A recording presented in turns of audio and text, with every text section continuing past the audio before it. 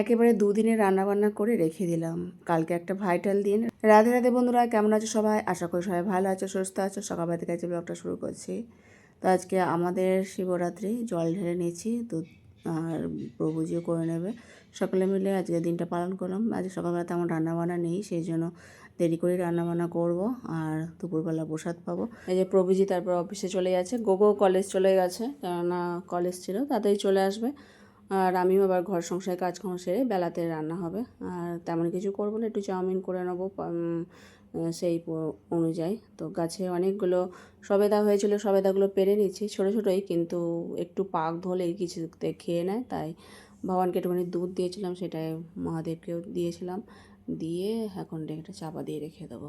তারপর আমি ঘরে কাজকর্ম সেরে নিই তাড়াতাড়ি করে, একটু বেলা হয়ে গেছে, মানে এমনিতেই বেলা করেই সমস্ত কিছু করছি, যেহেতু রান্না নেই বলে। তাই কাল থেকে জয়িতার মাধ্যমিক শুরু হচ্ছে, তো একেবারে মানে সকাল সকালই বেরিয়ে পড়তে হবে, কেননা স্কুলটা অনেকখানি দূরে, সিট পড়েছে। তো যাই হোক, আমাকে তো যেতে হবে, তাই জন্য তাড়াতাড়ি করে ওবেলাতেই রান্নাবান্না আবার করে রাখতে হবে। সকালে একটুখানি ভাত করে নিয়ে বেরিয়ে পড়তে হবে।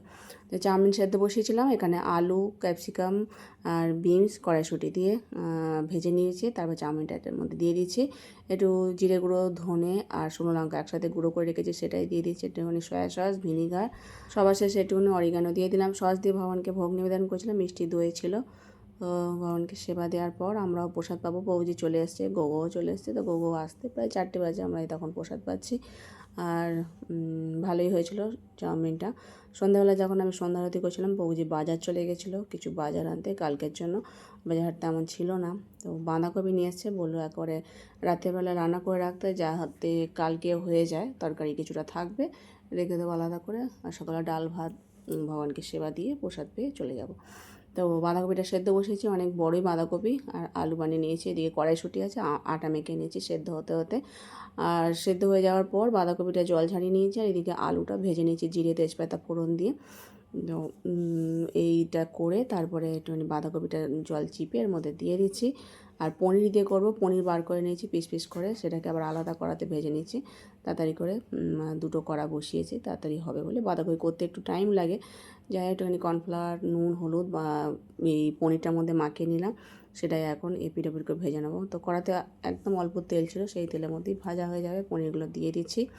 তারপরে ভাজা হয়ে যাওয়ার পর এদিকে তরকারিটার মধ্যে দুটো ছোটো ছোটো টমেটো দিলাম, কাঁচা লঙ্কা, আদা বাটা, আর পনিরগুলো দিয়ে দেবো। কড়াইশুঁটি, ধনেপাতা দিয়ে গরম মশলা বেটে নিয়ে তারপর সেটাও দিয়ে দেবো। তারপর গরম গরম রুটি কয়েকটা বানিয়ে ভগবানকে সেবা দেবো। আমরাও রাতের এই প্রসাদ পাবো, রুটি আর তরকারি একটু আলাদা করে রেখে দিয়েছিলাম, এই শসা দিয়ে ভগবানকে ভোগ নিবেদন করেছিলাম, সেটাই এখন সকলে মিলে প্রসাদ পাচ্ছি। আর আমিও রান্নাঘরের সমস্ত কাজকর্ম গুছিয়ে রেখে দেবো, সকালবেলায় সব টাইম হবে না, কারণ মুছে মাঝে পরিষ্কার করে রাখলে কালকে খুব সুবিধা হয়। আর আজকের মতো ভিডিও এখানে শেষ করছি। সকলে ভালো থেকো, সুস্থ থেকো। হরে কৃষ্ণ।